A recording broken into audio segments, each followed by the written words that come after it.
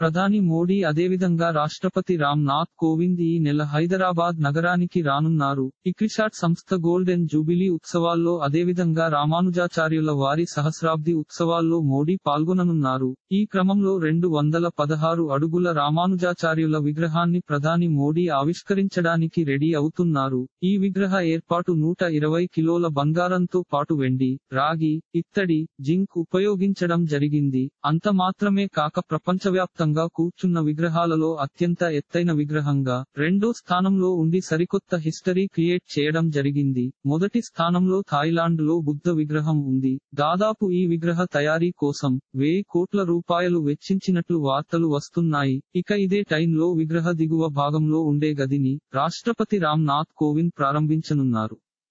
దేశ ప్రధాని, రాష్ట్రపతి పర్యటన సందర్భంగా హైదరాబాద్ లో భారీ భద్రత ఏర్పాటు చేస్తున్నట్లు సమాచారం. కొన్ని రహదారులకు సంబంధించి ఆంక్షలు కూడా విధించే అవకాశం ఉన్నట్లు వార్తలు వస్తున్నాయి. ఇలాంటి మరిన్ని తెలుగు వార్త విశేషాలు కోసం ఛానల్ కి సబ్స్క్రైబ్ చేసి గంట నొక్కడం మర్చిపోకండి. ఈ వీడియోని తోటి మిత్రులకి షేర్ చేయండి. మీ అభిప్రాయాన్ని కామెంట్ లో తెలపండి.